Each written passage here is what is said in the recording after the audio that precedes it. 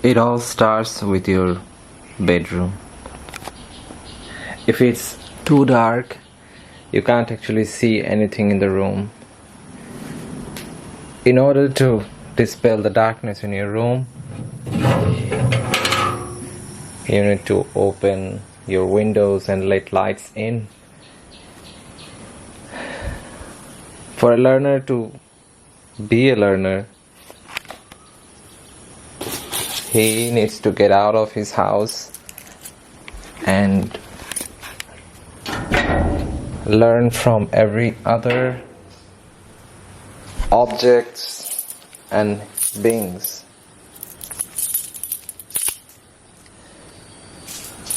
It is sure that when you are leaving your house, you need the right kind of information. In the context of this house, you need keys. So I have the keys. That means I have access to the outer world. It looks like I can go outside at my will. It also means that whoever owns this key can also access this house. By this house, I also mean an accommodation to stay in when someone needs to be somewhere in order to keep on learning.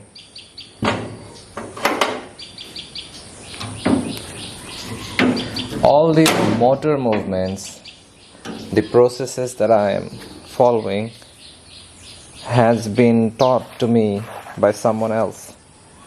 Even though it looks like I'm in automatic mode, that I'm doing everything on my own, but it's not that true. Someone else has shown me how to do all these things, not just once, repeatedly. So this particular house has a lawn, a small lawn, and a small garden. And when you look around, you can see there is a boundary wall that protects the whole accommodation. This is another layer of protection. It's protecting the house and the people who are living in it, but it also shows the other aspect of this neighborhood. You are letting someone out of the house, so whoever are living in this neighborhood cannot see what's going on inside of this house. This is again something we're learning from our seniors, our ancestors.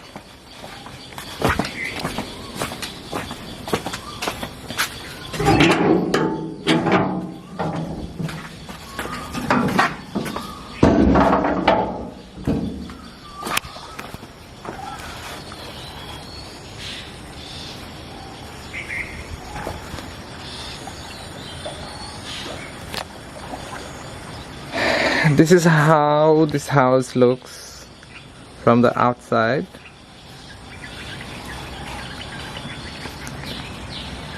This outside gate also controls the access to whoever is coming in. It only allows those who are familiar in this neighborhood.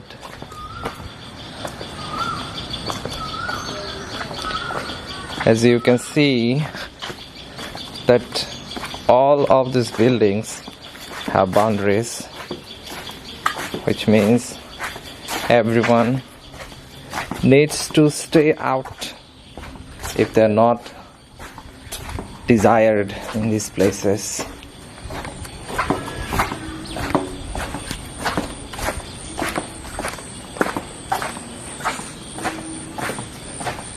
So it's not just about where you live, it's also about the neighborhood where you live. It's a part of a town. The structure that this town gives to its people, they mold into this culture, into this society. For someone to start formal learning outside of their house, they need to come here. This is the primary school. As you can see, it starts from the preschool. It has a primary school, so you start from kindergarten, then you go to the other one. You can't just ignore one step to get on to the next step. Again, this building also has a barrier. It's locked.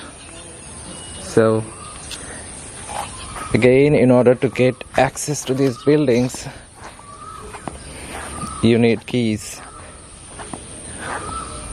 For someone who doesn't have a home, who doesn't have an accommodation, will have difficulty getting their place in a school like this. And if you are not starting your primary education properly, if you have difficulty finding a place to live in, then you'll also have difficulty finding a place to study in, to start your literacy program. After your primary, you have your secondary education center here, which we locally call high school. So from 6th grade, you start here. Again, you can see this is a large building. It also has gates, which is locked, and for you to get access to this, you'll have to pass through all the earlier stages. You will have to go through those structures that I have passed, from accommodation to preschool.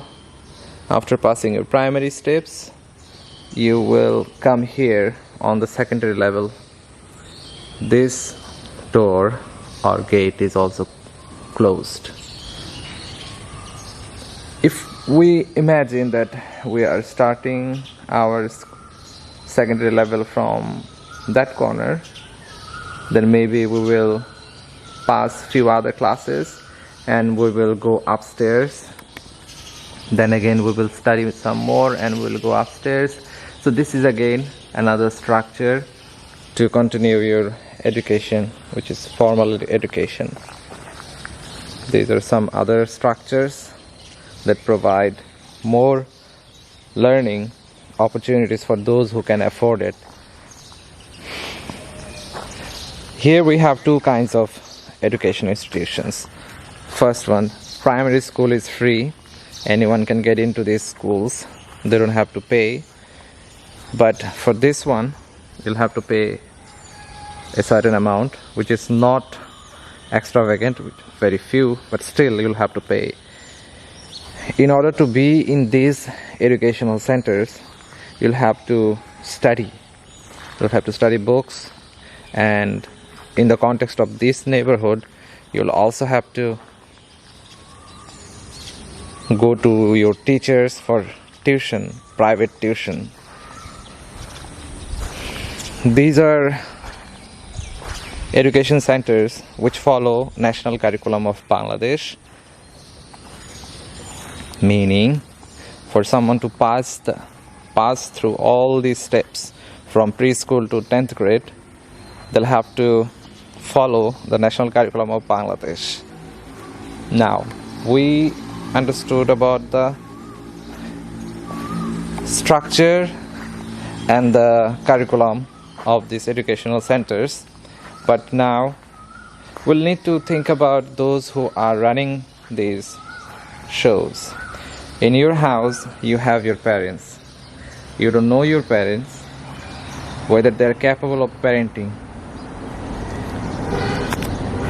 Your parents is anybody who is, or rather who were just fertile and they could procreate and they had you and they became parents. They didn't need any certification from the neighborhood whether they would be allowed to have children or not. They just became parents because they could. Afterwards, their ability to raise you as their child made it possible for you to attend these schools. In alternative case, if your parents had other issues, maybe they are not financially capable enough to send you to school, they would have done something else. Maybe they would have sent you for working in the field as a farmer, or made you a shopkeeper helper, or do other kind of child labor. So if fortunately or unfortunately you end up in these learning centers, you would face teachers, and you don't know your teachers. You don't know what level of education they had to teach you. Let's say if you are coming to this school today, you don't know who are teaching here, their qualification, their ability to teach. You don't know the curriculum as well, the target of this curriculum. So you will just be here getting programmed by the national curriculum, by the teachers you don't know anything about. So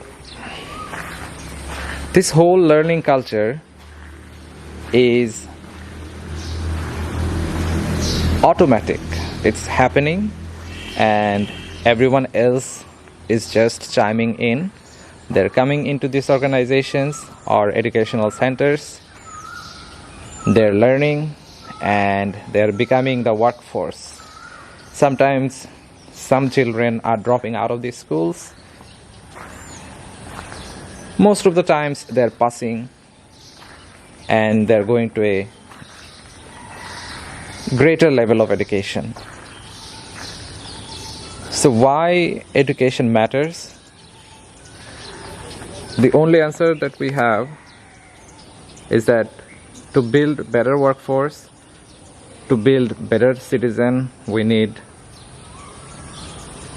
people of knowledge.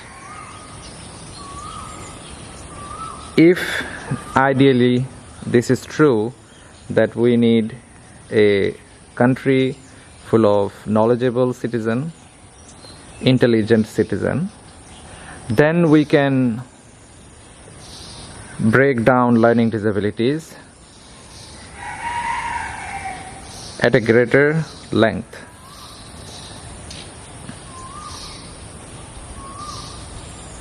When education and learning opportunities are provided just to make citizens knowledgeable and intelligent, then we can say that learning disabilities matter and we need to work our way out of this. So, as I have explained so far, when someone is going through all these phases of education,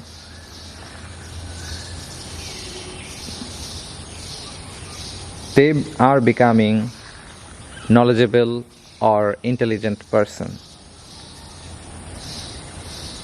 Those who have learning disabilities, by definition, they lack some of the qualities that other comparatively normal students have.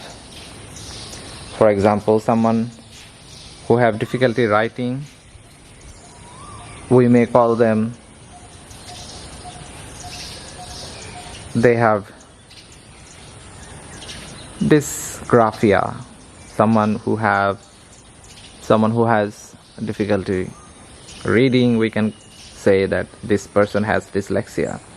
But what if this education center, which provides it, these education centers which are providing learning opportunities and education, they are following a curriculum which systematically makes poor reader, bad reader or poor reader, poor writer or poor social human beings, can we transfer the blame on the children who are going through all these phases to learn?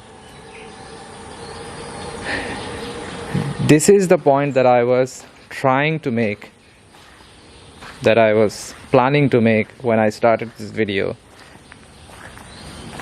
Learning disability matters, but what matters more is the social structures, the system that runs this social structure. We need to look deeply at the social structure in order to understand learning disability. In the context of my town, it is questionable whether children have learning disability or they are made disabled through these learning phases.